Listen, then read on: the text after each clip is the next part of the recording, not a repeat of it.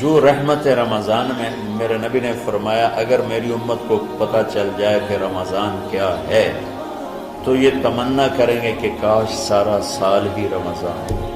اچھا ایک صحابی آئے، یا رسول اللہ میں تو مارا گیا۔ آپ نے کہا کیا ہوا؟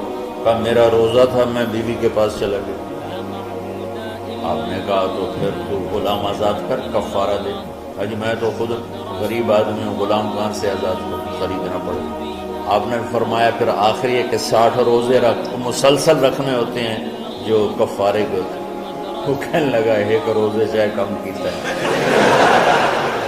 60 روزے جو میں کی کرا۔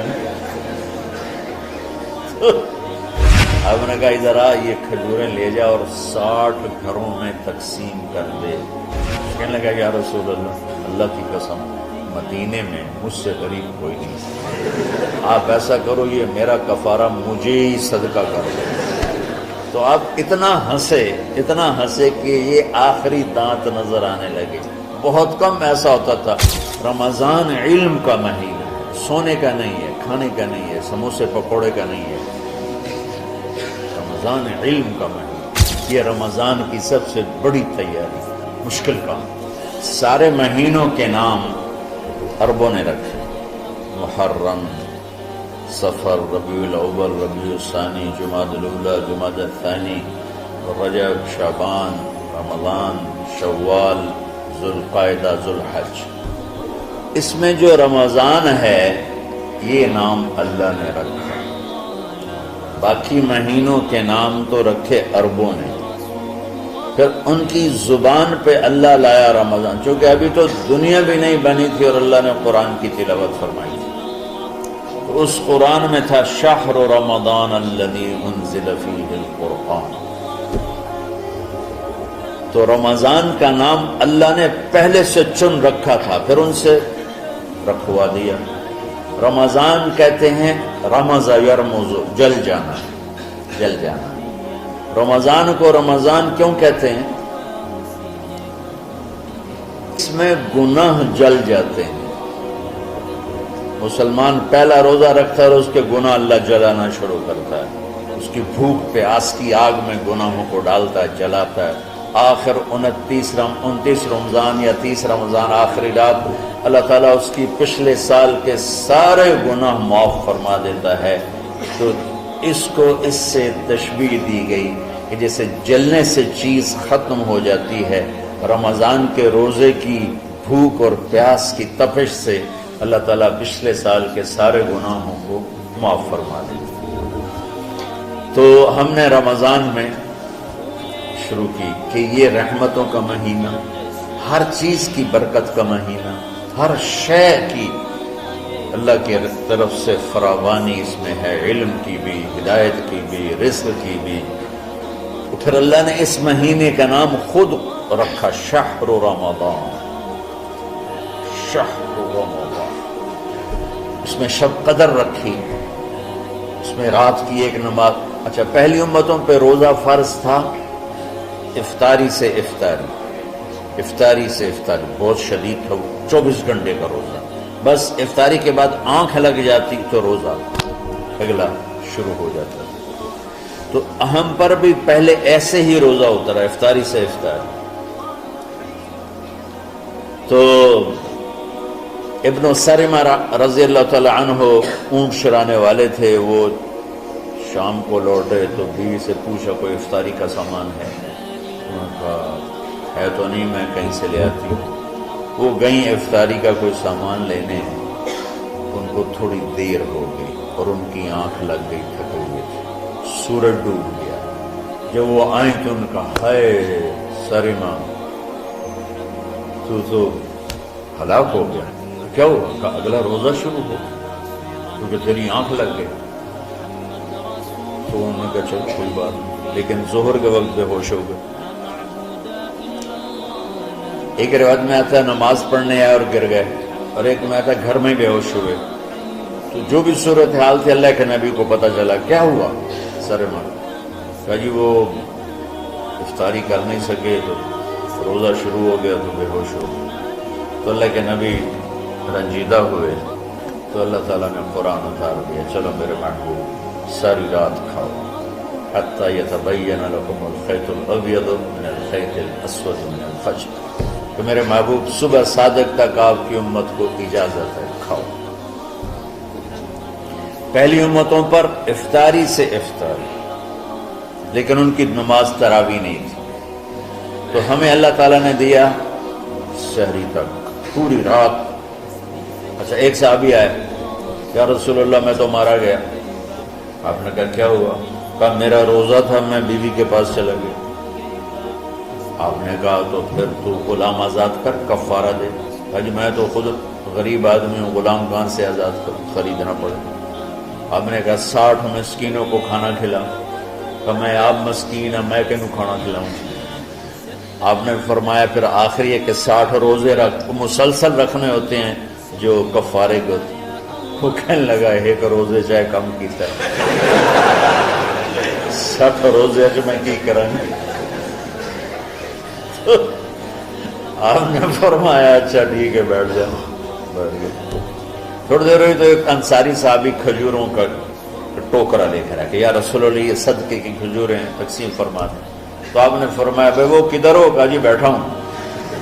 آپ نے کہا ادھر آ، یہ کھجوریں لے جا اور 60 گھروں میں تقسیم کر دے۔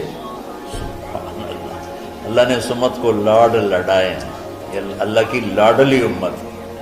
عجیب واقعہ یہ، کہنے لگا یا رسول اللہ، اللہ کی قسم مدینے میں مجھ سے غریب کوئی نہیں، آپ ایسا کرو یہ میرا کفارہ مجھے ہی صدقہ کر دو۔ تو آپ اتنا ہنسے کہ یہ آخری دانت نظر آنے لگے۔ بہت کم ایسا ہوتا تھا فَضَحِكَ حَتَّى بَدَتْ نَوَاجِذُهُ، ایسا ہنسنا آپ کبھی کبھی ہنستے تھے کہ آخری دانت پورا منہ کھل جائے، تو آپ اتنا ہنسے کہ آخری دانت تک نظر آنے لگے۔ تو آپ نے کہا اچھا جا لہجہ تیرے واسطے، لیکن یہ صرف تیرے لیے اور کسی کے لیے نہیں۔ تو جب ایسی خیانت ہوئی تو اللہ تعالیٰ نے دوسرا حکم بھی اتار دیا، باشروہن، کہ تمہارے لیے بیوی بھی حلال ہے، کھانا بھی حلال ہے جب تک صبح صادق نہیں ہو جاتی۔ لیکن اللہ نے ہمیں ایک نماز عطا فرما دی جس کو ہم آج صلاۃ التراویح کہتے ہیں۔ میرے نبی کے زمانے میں اسے قیام اللیل کہا جاتا تھا۔ تراویح کا نام کب پڑا اس کا تو مجھے پتہ نہیں، کہیں نہ کہیں لکھا ہوگا، لیکن صحابہ کے دور میں اس نماز کا نام تھا قیام اللیل۔ اس لیے حضرت عائشہ رضی اللہ تعالیٰ عنہ کی روایت ہے جس سے 8 رکعت والے حضرات استدلال کرتے ہیں کہ رمضان اور غیر رمضان میں اس کو امام بخاری نے قیام اللیل کا ہی عنوان دیا ہے، آپ نے 11 رکعت سے زیادہ نماز نہیں پڑھی۔ ایک ضعیف روایت میں ہے کہ آپ نے 3 دن پڑھائی نماز، یہ تو صحیح روایت، کتنی رکعت پڑھائی؟ تو ایک ضعیف روایت میں ہے کہ 20 رکعت پڑھائی۔ اچھا ضعیف روایت سے عبادت ثابت نہیں ہو سکتی حکم شرعی۔ تو جب حضرت عمر رضی اللہ تعالیٰ عنہ نے سب کو، میرے نبی کے دور میں 3 دن کے بعد آپ تو آئے نہیں کہ کہیں فرض نہ ہو جائے، تو صحابہ اپنے طور پر قرآن سنتے تھے ٹولیوں میں۔ صدیقی دور میں 2 سال وہ فتنوں میں گزرا، تو اس میں بھی اسی طرح چلا کہ ٹولیوں میں ہوتی۔ حضرت عمر رضی اللہ عنہ کے زمانے میں حکومت مضبوط ہو گئی، طاقتور ہو گئے، تو ابتدائی سالوں میں نہیں، چند سالوں کے بعد اب مسجد میں تشریف لائے تو لوگ اس طرح کوئی 4 ادھر 4 ادھر 5 ادھر 10 ادھر 20 ادھر، کہنے لگے ان کو ایک امام پہ جمع کر دیا جائے تو کتنا اچھا ہوگا۔ تو آپ نے سب کو اکٹھا کیا اور ابی بن کعب رضی اللہ تعالیٰ عنہ کو امام بنایا اور سب کو ایک نماز پہ جمع کر کے 20 رکعت کا حکم عطا فرمایا۔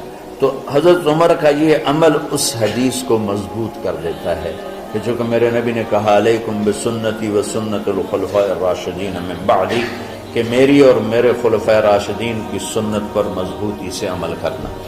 تو حضرت عمر کا جو 20 رکعت طے کرنا ہے، اگر ان کا اپنا اجتہاد ہے تو بھی ہمارے لیے عمل کے لیے کافی ہے، اور اگر ان کو یہ یاد ہے کہ میرے نبی نے 20 پڑھی تھیں تو اور زیادہ اچھی بات ہے۔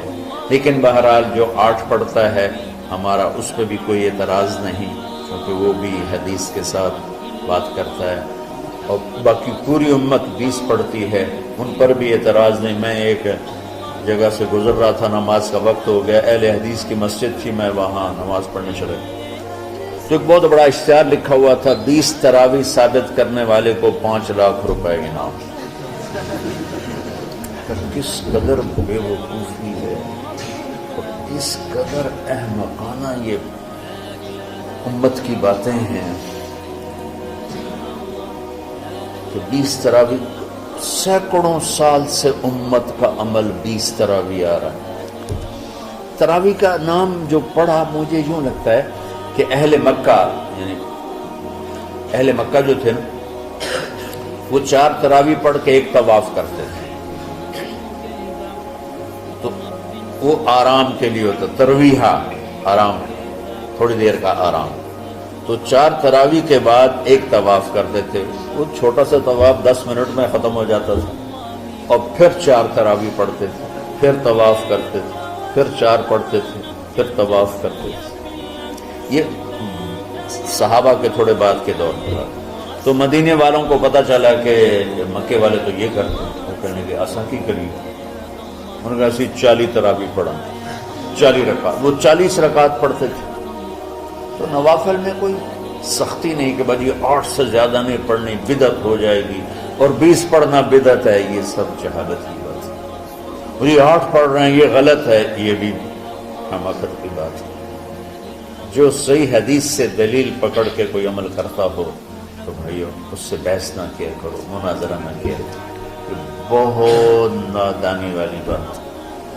آج کل جو یہ ہمارے افطاری کے اوقات ہیں، یہ سورج ڈوبنے کے بھی 2-2.5 منٹ بعد کے ہیں کہ احتیاطاً، ٹھیک ہے چلو احتیاط کر لو، کوئی مسئلہ نہیں، لیکن اصل ہے ادھر چونکہ اب سورج ہمیں نظر ہی نہیں آتا ہے، اس طرح ہم گھرے ہوئے ہیں شہروں میں، دیہاتوں میں بھی اب اس طرح کا ماحول ہے کہ وہ نظر نہیں آتا ہے، تو بہتر کہ ادھر سورج غائب ہو، ادھر لقمہ منہ میں جائے، لیکن یہ تب ہے جب آپ نظر آ رہا ہو۔ اب جب آپ یہاں بیٹھے ہو حسنین میں، تو یہاں تو کوئی سورج نظر نہیں آئے گا، یہاں تو مینار ہی نظر آئے گا، تو لہٰذا احتیاط ٹھیک۔ ہمارے اہل حدیث بھائی وہ 2 منٹ پہلے ہم سے افطار کرتے ہیں، وہ بڑی اچھی بات ہے کہ سورج کے غروب ہونے کا جو اصل وقت ہے اس کے ساتھ ہی افطار کرنا۔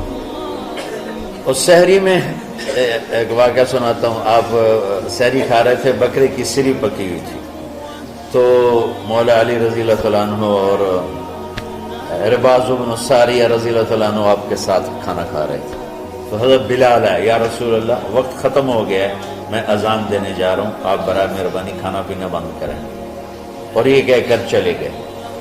چھت، ایک انصاری عورت تھی، اس کے گھر کی چھت پہ چڑھ کے اذان دیتے تھے، چڑھنے لگے تو پھر واپس آئے کہ دیکھوں اللہ کے نبی نے کھانا چھوڑ دیا یا نہیں، آ کے دیکھا تو وہ کھا رہے تھے، انہوں نے کہا یا رسول اللہ واللہ لقد اصبحت، یا رسول اللہ اللہ کی قسم سحری کا وقت ختم ہو گیا، صبح ہو گئی، تو آپ نے ہاتھ پیچھے کر لیا، کہہ رہے تیرا بھلا ہو بلال، ابھی وقت باقی تھا، تیرے قسم کھانے پر اللہ نے اس کو پہلے نکال دیا کہ تیری قسم کہیں جھوٹی نہ پڑے۔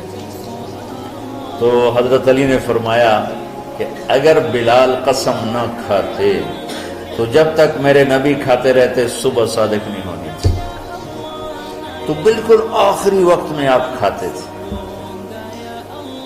تاکہ کم سے کم وقت امت پہ بھوک کا آئے۔ تو اللہ تعالیٰ آپ کے علم میں برکت دے۔ رمضان علم کا مہینہ ہے، سونے کا نہیں ہے، کھانے کا نہیں ہے، سموسے پکوڑے کا نہیں ہے، رمضان علم کا مہینہ۔ تو اب جب دوبارہ تھوڑا سا موسم ٹھنڈک کی طرف گیا اور رات کچھ تھوڑی لمبی ہونے لگی تو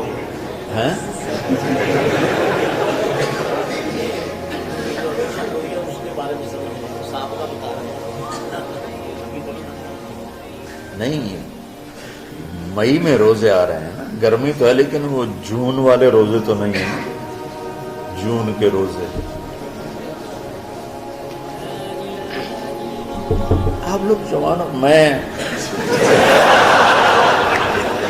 میرے جیسا کوئی آدمی کرے عذر بہانا تو ٹھیک ہے، اور پھر سحری کر کے اور فجر کی نماز کے بعد آرام ہوتا ہے، تھوڑی روٹین تبدیل ہوتی ہے، لیکن یہ دنیا مشقت کی اٹھانے کی جگہ ہے۔ بس رمضان کی سب سے بڑی تیاری کیا ہے کہ اپنے دلوں کو صاف کر دو پہلے سے۔